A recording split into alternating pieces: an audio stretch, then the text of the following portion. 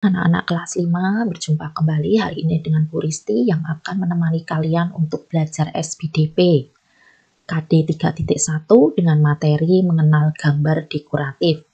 Apa itu gambar dekoratif? Mari kita pelajari untuk hari ini. Tujuan pembelajaran hari ini yaitu yang pertama, mengenal jenis-jenis motif gambar dekoratif. Yang kedua, mengenal contoh-contoh setiap motif gambar dekoratif. Dan yang ketiga yaitu mengenal proses pembuatan kain batik. Amatilah gambar di bawah ini. Apakah di antara kalian ada yang tahu gambar apa ini?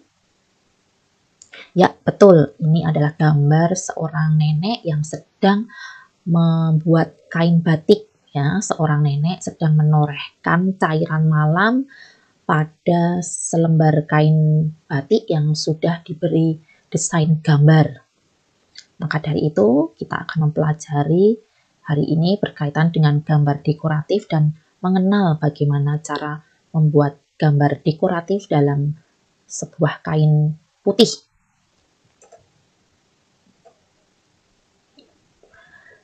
Batik merupakan kebudayaan daerah yang sudah diakui dunia.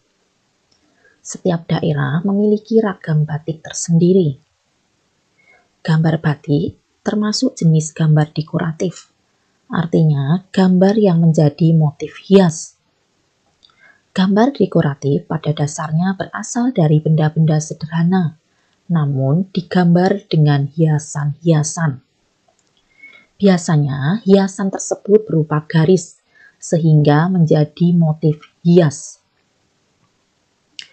Jenis motif gambar dekoratif. Yang pertama adalah motif geometri, B. Motif organis, C. Motif alam benda, dan yang D adalah motif abstrak. Apa saja maksud dari setiap motif ini? Mari kita pahami bersama-sama. Yang A adalah motif geometri.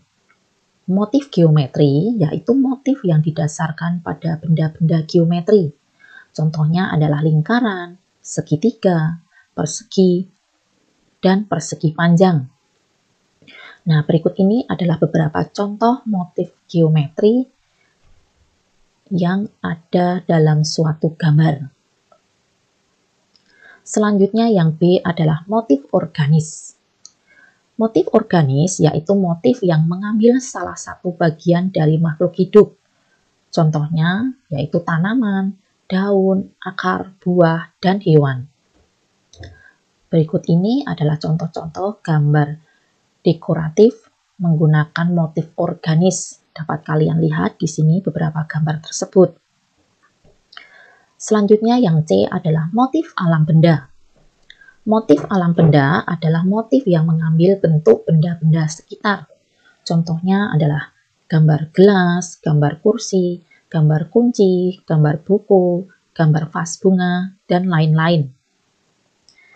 Berikut ini adalah beberapa contoh gambar dekoratif dengan motif alam benda. Kalian amati ya. Selanjutnya untuk yang D adalah motif abstrak. Motif abstrak adalah motif yang paling bebas dan tidak didasarkan pada bentuk-bentuk tertentu. Pelukis bebas berekspresi sesuai dengan daya imajinasi mereka masing-masing. Nah, ini adalah contoh motif gambar dekoratif dengan motif abstrak. Ya. Di sini dapat kalian lihat. Untuk selanjutnya, kita akan mengenal gambar dekoratif pada batik. Orang yang membuat batik disebut perajin batik. Batik dapat dibuat dengan teknologi yang modern dan tradisional. Batik modern digambar menggunakan alat mesin, sedangkan batik tradisional digambar menggunakan tangan, atau dapat kita sebut juga dengan batik tulis. Alat untuk membuat batik adalah, yang pertama ada canting, lalu yang kedua adalah wajan dan kompor kecil. Nah, ini adalah gambar alat yang digunakan untuk membuat batik. Gambar yang di sebelah kiri ini namanya adalah canting. Lalu yang kedua di sebelah kanan adalah gambar kompor kecil dan wajan kecil yang digunakan untuk mencairkan malam. atau lilin yang digunakan untuk membatik. Selanjutnya adalah bahan membuat batik. Ada kain putih atau mori yang terbuat dari katun. Lalu yang kedua adalah lilin atau malam. Ketiga, pewarna batik.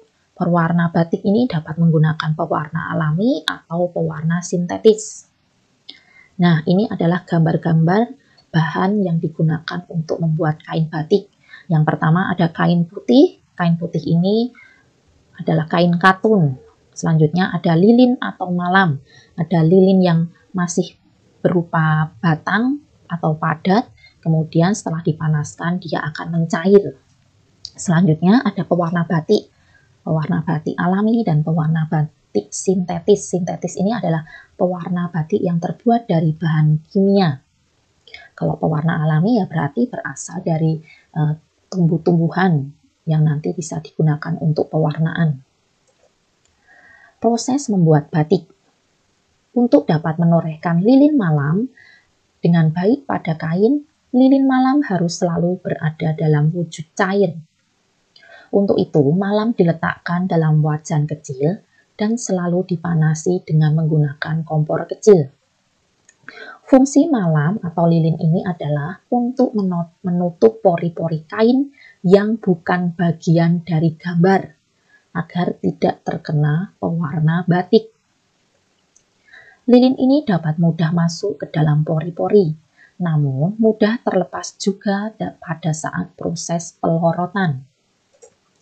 Proses pelorotan adalah proses untuk memisahkan lilin dari pewarna batik yang sudah ditorehkan pada kain.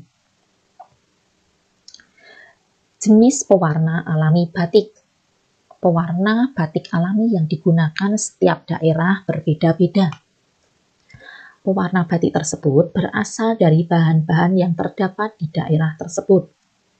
Contohnya, di daerah Kebumen menggunakan pewarna batik yang berasal dari pohon tom dan pace atau mengkudu yang memberi warna merah kekuningan. Selanjutnya di Tegal menggunakan pewarna alami dari pace atau mengkudu, nila atau soga kayu. Jenis pewarna alami batik lainnya yaitu yang pertama soga. Soga merupakan pohon penghasil pewarna batik yang masuk dalam suku polong-polongan dan menghasilkan warna coklat kekuningan. Soga ini tersebar di Asia Tenggara, Kepulauan Nusantara, hingga Papua Nugini. Selanjutnya adalah indigo vera. Indigo vera adalah tumbuhan asli daerah tropis. Biasanya dari indigo vera ini akan memberikan sentuhan warna biru pada kain batik. Selanjutnya yang ketiga adalah kunyit. Nah, kunyit ini tidak hanya memiliki kandungan untuk obat dan sebagai bahan masakan, tetapi juga berperan penting sebagai salah satu bahan pewarna alami untuk kain batik. Warna kuning kunyit memberikan atau digunakan dalam proses pewarnaan kain batik. Selanjutnya ada juga daun mangga. Nah, mangga tidak hanya dikonsumsi buahnya saja, ternyata bagian lain dari pohon ini bisa digunakan untuk proses pewarnaan alami yang berasal dari daun mangga. Daun mangga ini memberikan sentuhan warna hijau. Selanjutnya adalah kulit manggis. Nah, ekstrak kulit manggis akan menghasilkan warna merah yang dapat menjadi pewarna alami pada kain batik. Selanjutnya kita akan mengenal langkah-langkah pembuatan batik. Yang pertama adalah membuat desain batik. Langkah pertama yang harus kamu lakukan adalah membuat desain batik. Kamu bisa membuat berbagai macam desain batik sesuai dengan kreativitasmu. Tapi kalau mau mengikuti desain batik yang sudah ada, kamu bisa menggunakan motif batik tradisional. Membuat desain ini biasanya menggunakan pensil yang langsung digambar di atas kain. Selanjutnya yang kedua adalah melukis di kain. Setelah kamu membuat desain batik, tebalkan motif tersebut menggunakan lilin yang sudah dicairkan. Nah, pada tahapan ini kamu harus menggunakan alat berupa canting. Selanjutnya yang ketiga yaitu menutup bagian putih. Menutup bagian putih ini menggunakan lilin. Maksud bagian putih adalah bagian yang nantinya tidak akan kita warnai menggunakan pewarna. Tujuan dari proses ini adalah agar kita saat melakukan pewarnaan menggunakan pewarna, lapisan yang diberi lilin tidak terkena warna dari pewarna tersebut. Selanjutnya yang keempat adalah pewarnaan kain. Proses pewarnaan dilakukan pada bagian yang tidak tertutup oleh lilin. Celupkan kain yang sudah diberi lilin ke dalam pewarna tertentu. Setelah selesai diberi warna, keringkan dengan cara dijemur. Selanjutnya yang kelima adalah ngelorot atau pelorotan. Tahap pelorotan ini adalah tahap merebus kain yang sudah berubah warnanya menggunakan air panas.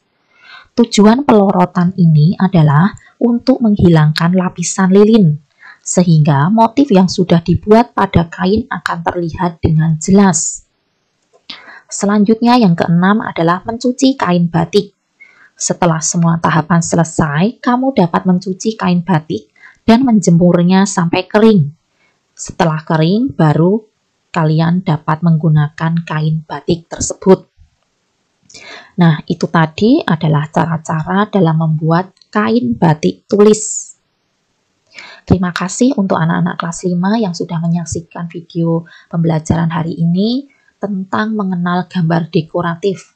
Tetap semangat, tetap menjaga kesehatan. Tuhan memberkati. Amin.